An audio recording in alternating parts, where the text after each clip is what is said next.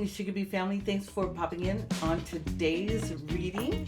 I'm using the Afro Tarot. There you go. This is by Jessie Jumanji. I enjoy this particular deck. It has the traditional imagery with the African illustration, so it's very captivating. Okay, so I'm going to pull several cards. I don't know how many yet. I'm going to just allow myself to fill it. However, this would be messages from the ancestors. That's how I'm receiving it right now. I did shuffle, but I'll go ahead and shuffle one more time. Very interesting. Today is, most people are celebrating Juneteenth over the weekend. And of course, today is the 19th. And it has a marked point in history where our family that had come over from different parts of the world landed here in the Americas and had not been told that they were free. It's really interesting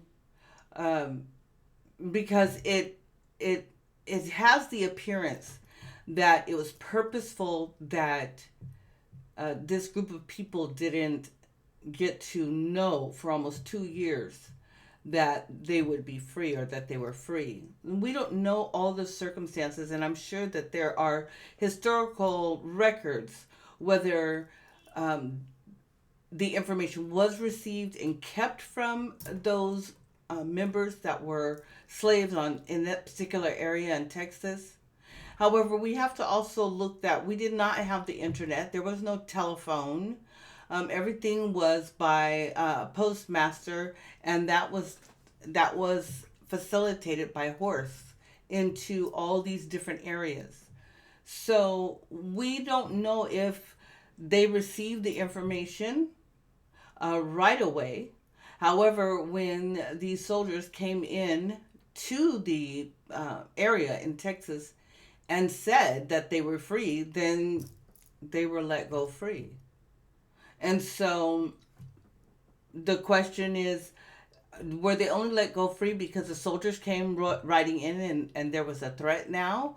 Or is it that these particular slaveholders did not have the information because they were down south and they were waiting on the letter, or not as if they were waiting, they didn't know a letter was coming, and then to wait to see that letter arrived and made the adjustment. Nonetheless, the adjustment was made when the soldiers came in and declared that they were free, the slaves were free. But at the same time, the slaves didn't know where to go. It wasn't as if they had anywhere to go, because they had been part of that slave colony for quite some time. Generations for some, who had children, who had children, who had children on the same plantation. So it's really interesting when we think about this time frame. There's a lot of questions that surround that, and sometimes when we're listening to the narrative of those that do not look like us, that are not part of the diaspora, we are only getting an aspect of a truth. The truth was that the soldiers came in and declared that the African slaves were no longer property and that they were free. But the circumstances surrounding whether the slaveholders found out 2 years prior and did nothing, or if there was truly an ignorance amongst the people, and therefore it took this brigade to come in and declare them free. It's quite interesting because, again, once they were declared free, then the next question was and is, where would they go? Where could they return to? And how were they to do that when they owned nothing? It's very interesting. Messages from the ancestors. First card I have is the Moon. Oh. Second card I have is the Five of Pentacles. Third card I have is the Eight of Pentacles. Fourth card I have is the Star. You know, I've got two major arcana right here, so it's a major pivotal event that occurred, right? The next is Two of Pentacles. So Pentacles is ruling the deck right now. And the sixth card is Queen of Cups. Oh, so we'll stop right there because that's what I'm getting. So I'll show that to you, the Moon. So this is about secrets. So apparently someone in the in authority knew or had gotten wind, let's put it that way, had gotten wind that the slaves were being set free. Someone had gotten wind of that. Five of Pentacles, that a change was happening in their household, a financial change, and they didn't want that change to affect their household, but they seen that it was imminent. How long did they have to make that change? How long? Eight of Pentacles, it shows you that it was definitely going to affect their household financially, and that it was going to be a loss. The Eight of Pentacles is like karma. So the five is about change. So there's going to be change in their household, but also it was going to be karma that was going to affect them. And also how it was to be with the African slave.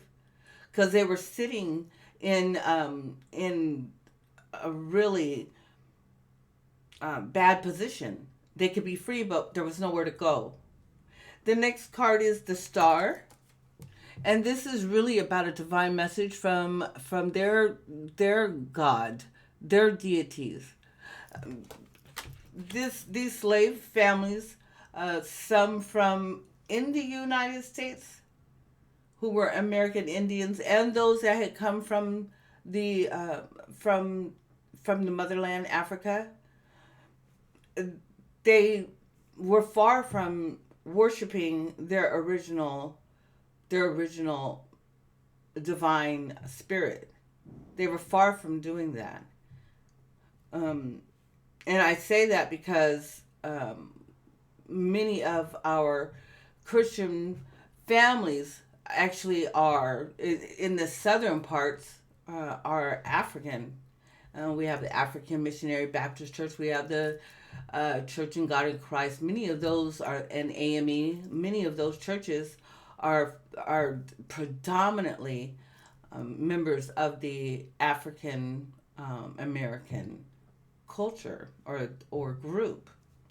But the Star denotes for them to actually listen to that divine message from inside, because a change was happening and it was imminent, that they were definitely going to have to rely on their internal messaging instead of the external message. They couldn't rely on their captors, their slaveholders, who they were owned by. They would really have to trust and know that the divine within them would guide them the best way that they could. The Two of Pentacles shows up again. And so this is now a partnership. But I find this very interesting. This Two of Pentacles it's got this snake. And when we look at the snake in Ifa, we're looking at Dambala. And we're looking at the Ouroboros. So we're looking at the beginning and the end of things, the beginning and the end of things. And that's where our family found themselves. It was the beginning of something, but at the same time as the end of something, and still being caught in a loop, not knowing where to go because it didn't have a place to go. So what does that mean for us today? What does that mean? Really interesting. The Queen of Cups, that we literally need to gather ourselves and understand what our true communication is. If you notice, her crown has two horns on it. And so when you think, I'm going to use this expression, when we look at animals and they have their ears will perk up to listen. And listen with intention of hearing a divine message of how to move, how to shift. And that's how our family members had to do then. They had to be very keen and very connected to a divine source, not necessarily this regulated Christian, um, this Christian teaching, because that Christian teaching was only to keep them enslaved. It was not to have them adhere to a spirit begot message. I'm being guided to pull another card. Two.